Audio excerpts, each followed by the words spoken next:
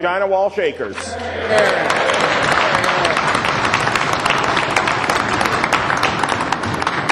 Thank you very much, Mr. Speaker, and I'm very pleased to join in this debate today. And later on, at the end of my speech, I will be moving a motion that says this Assembly commends the Saskatchewan Party government for passing the only balanced budget in Canada. Mr. Speaker, I'd just like to start off by giving kind of an overview of Canadian budgets that have been tabled throughout the past couple of months. And I'd like to start speaking about the Canadian budget deficit situation most jurisdictions are facing themselves in right now. For the 2012-13 budget year, all Canadian provinces, except for Saskatchewan, are running deficits as well as the federal budget. The federal budget estimate is a deficit of $21.1 billion. Wow. Mr. Speaker, I'd like to go through a list of the Canadian provinces right now. Ontario's budget estimate is a deficit of $15.2 billion. Quebec's budget estimate is a deficit of $1.5 billion. Alberta's budget estimate is a deficit of $900 million. BC's budget estimate is a deficit of $968 million. It's Manitoba. Manitoba's budget estimate is a deficit of $460 million. Prince Edward Island's budget estimate is a deficit of $74.9 million. New Brunswick's budget estimate is a deficit of $182.9 million. Nova Scotia's budget estimate is a deficit of $211.2 million. And last but not least, the budget most recently tabled, Newfoundland and Labrador's budget estimate is a deficit of $258 million. Mr. Speaker, that's a lot of numbers, but to put it in perspective, the collective combined federal and jurisdictional Canadian deficit for 2012-13 is $40.5 billion. Except for one province, Mr. Speaker. Who's that? The standout is Saskatchewan. Saskatchewan government tabled a budget with a $15 million surplus in the only provincial balanced budget in Confederation. Trent voted against it. Mr. Speaker, there is $70 million that we transferred to our Growth and Financial Security Fund, which will bring us up to $750 million by the end of the year.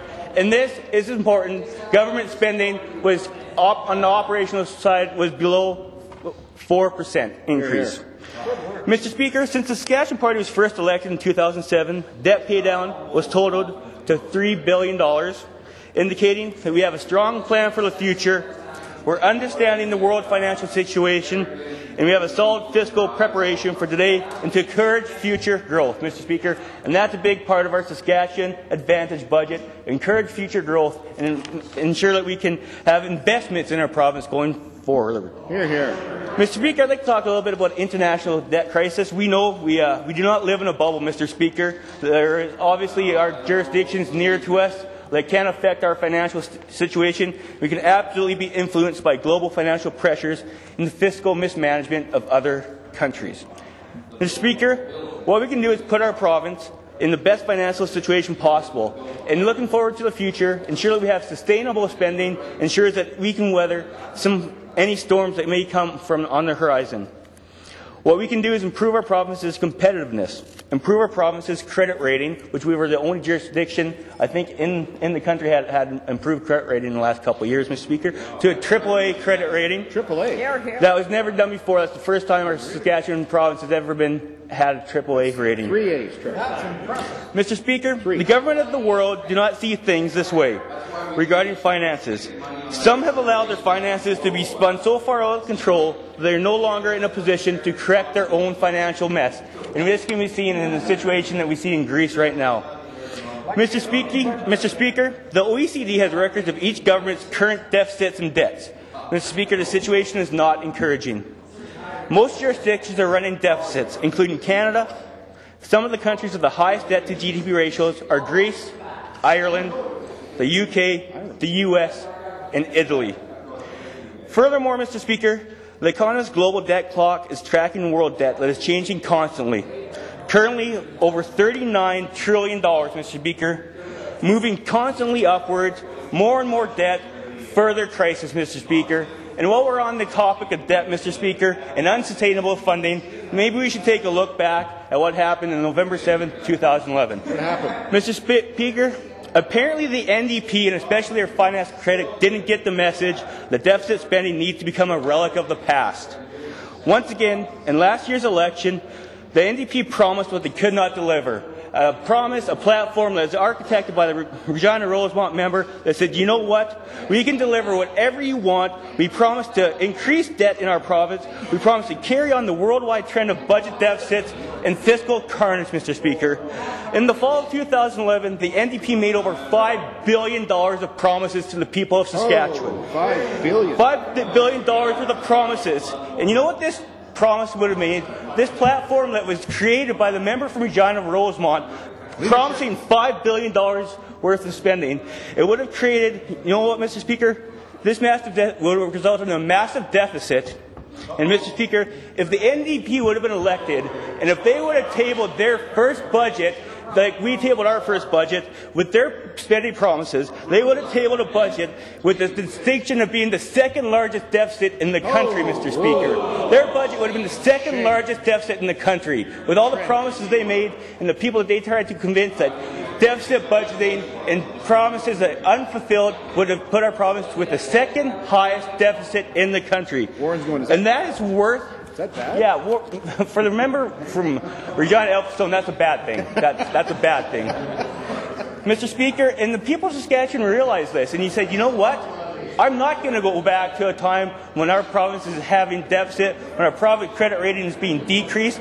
We do not want our vote bought with our own money, Mr. Speaker. That's what the people of Saskatchewan said on November 11th. That's right. Mr. Speaker, I know being in this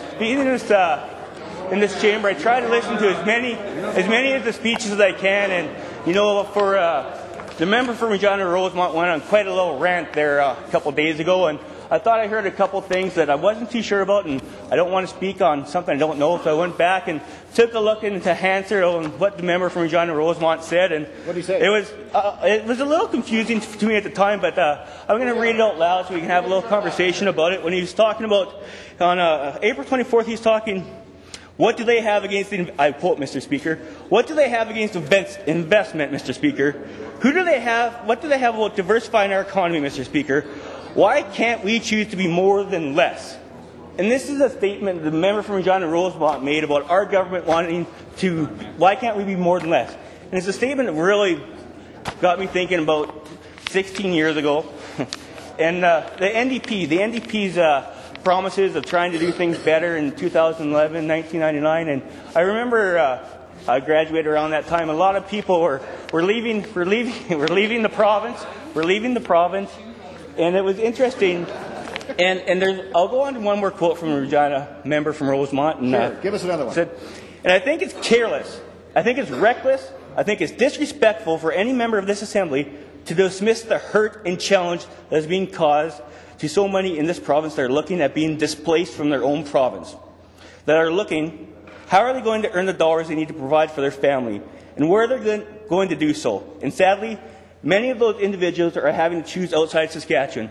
And Mr. Speaker, this is coming from an NDP member? What? Coming from an NDP member. Why are we driving people out of our province? And this was probably the most unbelievable statement I've heard in the Assembly so far. Who said it? By the member from Regina Rosemont. Why are we driving people out when our province has the highest population ever? Really? You're driving people out of our province when our population is growing, and you're trying to figure out how people are going to make ends meet when we were making, on our weekly average, making more money in this province than anywhere before, any time before.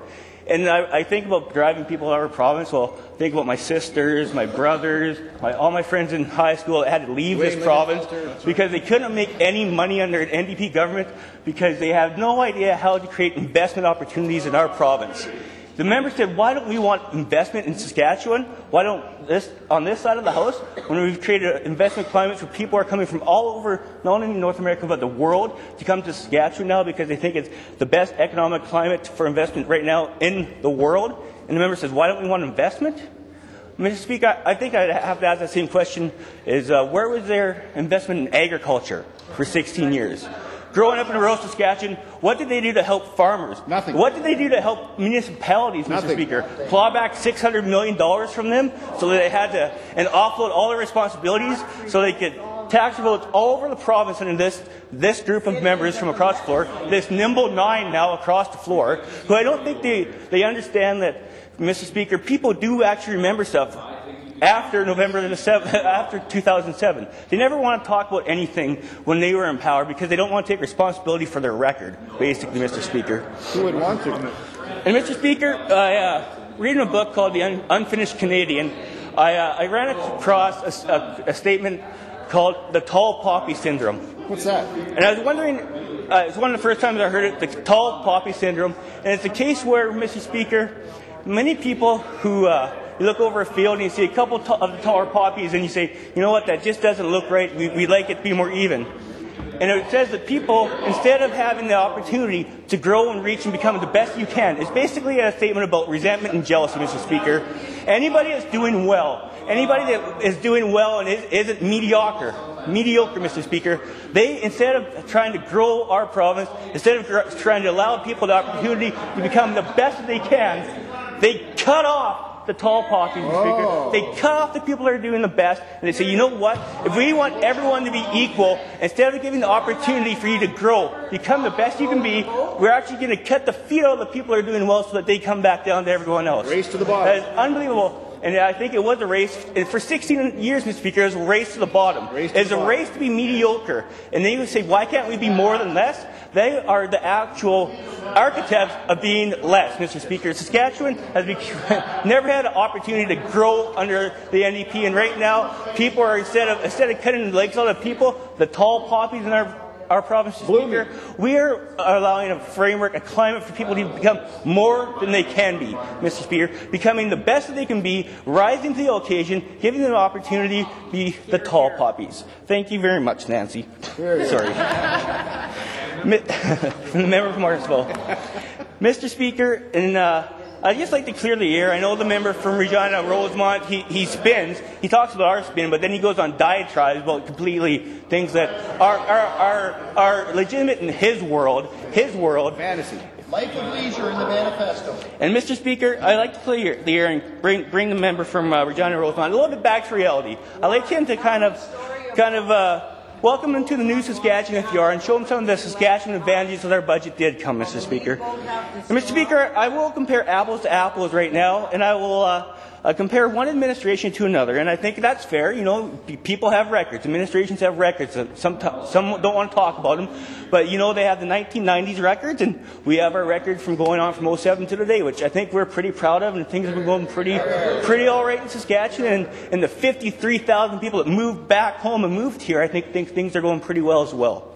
Mr. Speaker, in the 1990s, we'll go about a 10-year frame because we're going to be about the same as Speaker. And per capita in the 1990s, Saskatchewan's disposable income per capita was $2,500 below the national average. What?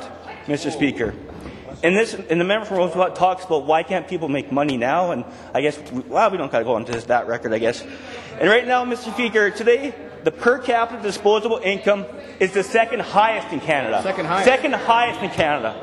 And Mr. Speaker, and I think job creation records have a lot to do with if people want to move to your jurisdiction, and lots of things.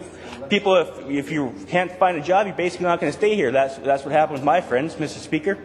And right now, in the 1990s, job creation, second worst ahead of Newfoundland in the 1990s. Second worst record in job creation. Trent's proud of that.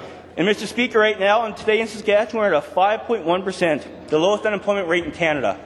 And I think that speaks to the hard work of the people of Saskatchewan and their entrepreneurial spirit, Mr. Speaker. Here, here. Mr. Speaker, the population growth, which throughout the 1990s, I know many people left, many young people left because they didn't have the opportunity here because they got their feet cut out from under them by the former NDP government. But below the national record on the prairies, Mr. Speaker, their population growth. And Mr. Speaker, our population has an all-time high. Mr. Speaker, I wish I had more time to speak on the balanced budget, the only balanced budget in Saskatchewan. But right now, I'd like to move the motion, Mr. Speaker, that this Assembly commends the Saskatchewan Party government for passing the only balanced budget in Canada. Thank you, Mr. Speaker. Good speak.